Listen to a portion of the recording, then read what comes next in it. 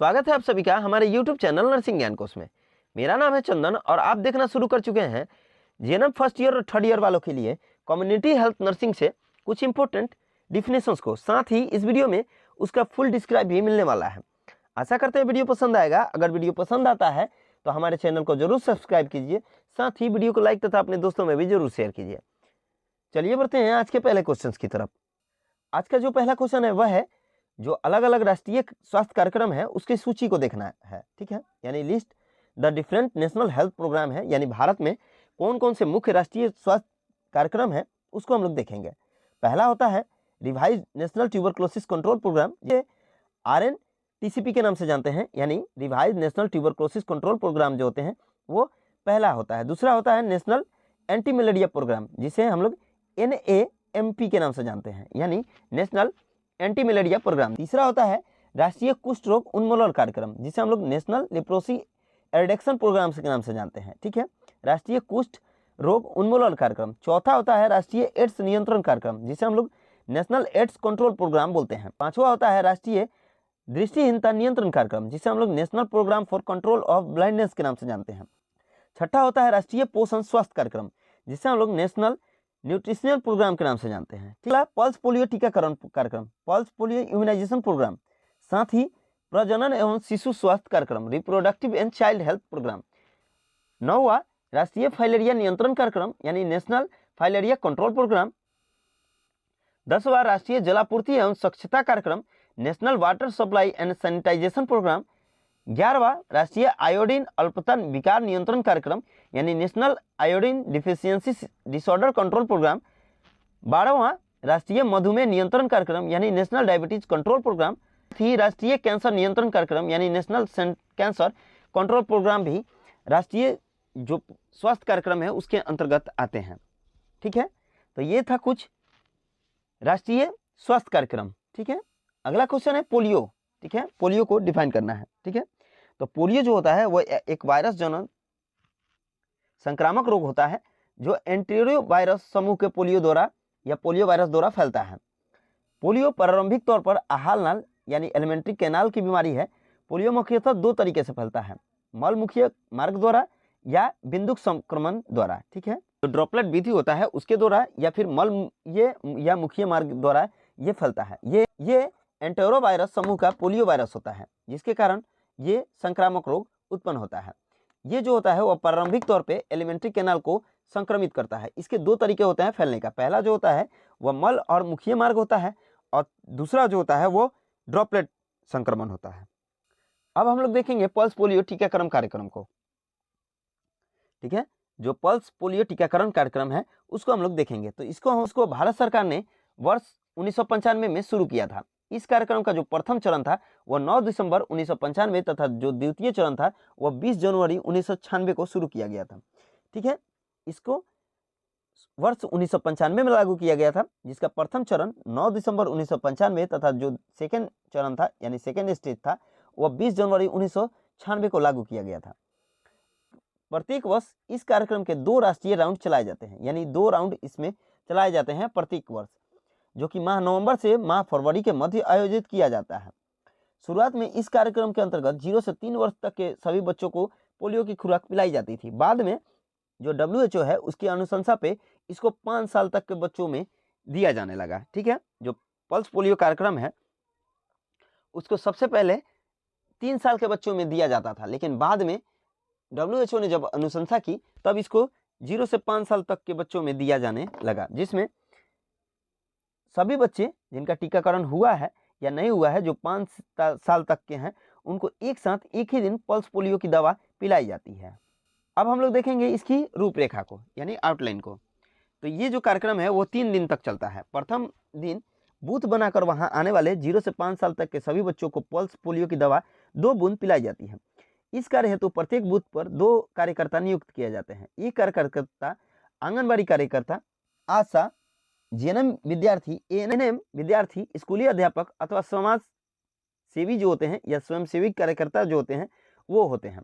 दूसरे एवं तीसरे दिन टीम के सदस्य घर घर जाकर दवा पीने से छूटे बच्चों का पता लगाते हैं तथा उन्हें दवाई पिलाते हैं। ठीक है, ऐसे जो कार्यक्रम है वो 3 दिनों तक चलता है, लेकिन ज़्यादा ये तैयारी किया जाता है कि इसे एक दिन में ही खत्म किया जाए। ठीक है, प्रथम दिन जो होता है वो कहीं बूथ आयोजित किया जाता है जिसमें एएनएम जीएनएम ये सब के जो परिक्षणार्थी हैं यानी जो स्टडी कर रहे हैं वैसे या आशा या जो भी अध्यापक वगैरह होते हैं, स्कूली अध्यापक या समाजसेवी होते हैं या स्वयंसेवी होते हैं, उनके द्वारा ये आयोजित की जाती है। ठीक है, प्रथम दिन। लेकिन अगर दूसरे और तीसरे दिन ये क्या करते हैं कि ये घर घर जाकर और दवा पीने से छूटे बच्चों का पता लगाते हैं और उन्हें दवा पिलाए जाते हैं। ऐसे घर जिनमें मौजूद 0 से 5 साल तक के बच्चे सभी बच्चों ने पोलियो दवा पी ली है तो उस घर के बाहर पी लिखा जाता है, और जहाँ कोई बच्चा दवा नहीं पीता है या कोई छूट गया रहता है वहाँ एक्स लिखा जाता है। ठीक है, जिसे बाद में कार्यकर्ता जो है एक बार पुनः चिन्हित घरों में जाके यानी जो यहाँ एक्स मार्क लगाया गया रहता है वहाँ जाके और फिर से उस बच्चे को देखते हैं, अगर वो मौजूद होता है तो उसको फिर से दवा पिलाया जाता है। में भी वो घर में मौजूद ना रहे तो ऐसे बच्चों के घरों के बारे में और नियमित जो कंट्रोल रूम होता है उसको सूचना दिया जाता है। अगला है वैक्सीन वायल मॉनिटर। ठीक है, तो जो लेवल रहता है वैक्सीन के ऊपर उसी को हम लोग वैक्सीन वायल मॉनिटर यानी वीवीएम के नाम से जानते हैं। ठीक है, ये एक चौकोर रचना होती है जिसके चारों ओर एक गोला होता है। गोले का रंग नीला तथा इसके अंदर बने चौकोर का रंग सफ़ेद होता है। अधिक तापमान पर रखने पर चौकोर का रंग सफ़ेद से नीला हो जाता है। अगर ऐसी स्थिति दिखाई दे तो उसमें जो मौजूद दवा होता है या वैक्सीन होता है उसको नहीं देना चाहिए। ये 4 स्थितियों में दिखाई दे सकती हैं। यदि बाहर की ओर बने गोले का रंग नीला तथा इसके अंदर बने चौकोर का रंग सफ़ेद हो तो इस स्थिति में वैक्सीन का उपयोग में लिया जाता है। बाहर बने गोले का रंग नीला तथा इसके अंदर बने गोले का रंग भी नीला लेकिन तुलनात्मक कम गहरा हो तो इस स्थिति में भी वैक्सीन का उपयोग लिया जाता है। यदि बाहर बने गोले तथा इसके अंदर बने चौकोर का रंग समान हो तो इस स्थिति में वैक्सीन का उपयोग नहीं करना चाहिए।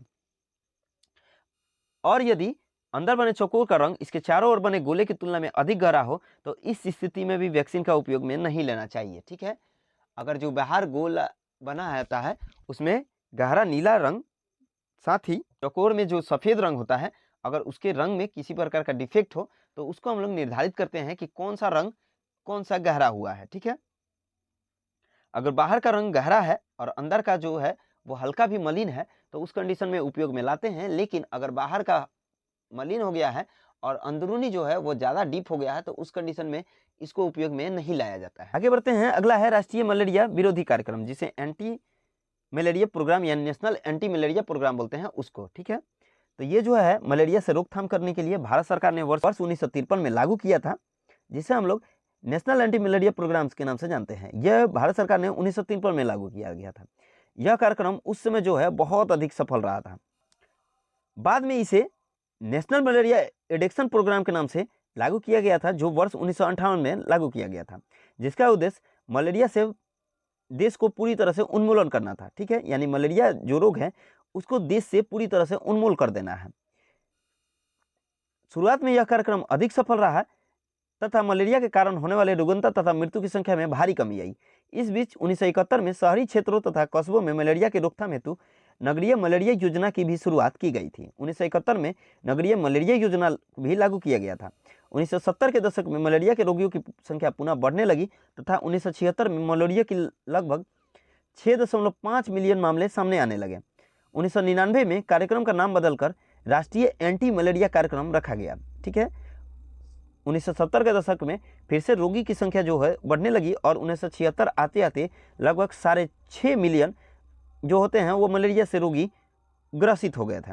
1999 में कार्यक्रम का नाम बदलकर राष्ट्रीय एंटी मलेरिया कार्यक्रम यानी NAMP रखा गया। साथ ही 2002 में इसका भी नाम परिवर्तित करके राष्ट्रीय वेक्टर जनित बीमारी नियंत्रण कार्यक्रम यानी नेशनल वेक्टर बोर्न डिजीज कर दिया गया। यानी NAMP का नाम बदलकर नेशनल वेक्टर बोर्न डिजीज रखा गया 2002 में। इसके अंतर्गत जो रणनीति अपनाई जाती है उसमें रोगियों का शुरुआती अवस्था में पता लगाया जाता है, साथ ही उसको 2 विधियों द्वारा उपयोग में लाया जाता है अवस्था को पता लगाने का। पहला होता है सक्रिय निगरानी जिसमें घर घर जाकर और उसे पूछताछ कर और इसका पता लगाया जाता है, और दूसरा होता है निष्क्रिय निगरानी जिसके अंतर्गत स्वास्थ्य केंद्रों तथा अस्पताल में आने वाली बुखार रोगियों से रक्त के नमूने लेकर और मलेरिया की मौजूदगी का पता लगाते हैं। ठीक है, पहला होता है एक्टिव कंडीशन में जिसमें कार्यकर्ता होते हैं जो स्वास्थ्य कार्यकर्ता होते हैं वो घर घर जाके और रोगियों से पूछताछ कर और उसका जायजा या पता लगाते हैं मलेरिया का, और दूसरा होता है निष्क्रिय, यानी ये जो होते हैं मलेरिया के जो रोगी होते हैं या जो बुखार से ग्रसित होते हैं वो खुद सेंटर पे पहुंच के और अपना जो है सैंपल देते हैं, जिससे मलेरिया की मौजूदगी का पता लगाया जा सकता है। दूसरा होता है उपयुक्त उपचार। ठीक है, मलेरिया के पॉजिटिव आने पर रोगी का तुरंत एवं उचित उपचार सुनिश्चित किया जाना चाहिए। ठीक है, ताकि उसको जल्दी से उसका जो पॉजिटिव आया है वो निगेटिव हो सके और उस रोग से उसको मुक्ति मिल सके। तीसरा होता है वेक्टर प्रबंधन। ठीक है, जो मादक वाहक एनोफ्लिज होती हैं, जो मलेरिया की वाहक होती हैं, उसकी वृद्धि को रोकथाम करने के लिए उपाय किया जाता है वेक्टर प्रबंधन में, जिसमें जो इंडोर रेसिड्यूल स्प्रे किया जाता है उसके अंतर्गत जो एनफ्लिज है उसके लार्वा को नष्ट किया जाता है, जिसमें Odomos, all out, good night आदि का उपयोग किया जाता है। साथ ही मलेरिया की किसी भी संभावित महामारी के लिए पहले से ही तैयार रहना चाहिए। पांचवा होता है व्यवहार परिवर्तन संप्रेषण, यानी बिहेवियर चेंज कम्युनिकेशन, जिसके अंतर्गत जागरूकता उत्पन्न कर मलेरिया के पूर्ण रूप से नियंत्रण असंभव है। ठीक है, इसके लिए हम लोग क्या करते हैं कि उसके रोकथाम करने के लिए उसको जानकारी प्रदान करते हैं। ठीक है, यानी शिक्षा को भी प्रसार करते हैं। साथ ही उचित सुपरविजन और मार्गदर्शन द्वारा इसको रोक सकते हैं।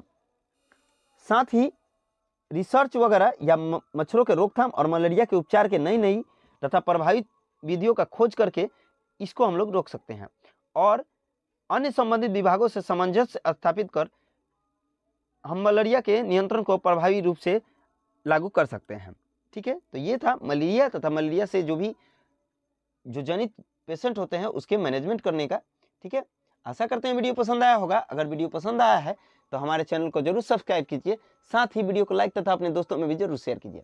अगर आप इस वीडियो से संबंधित पीडीएफ को देखना चाहते हैं तो हमारे डिस्क्रिप्शन बॉक्स में लिंक मौजूद है, जिस पे आप टैप करके पीडीएफ को देख सकते हैं। आज के लिए बस इतना ही, मिलते हैं नेक्स्ट वीडियो में, तब तक के लिए धन्यवाद।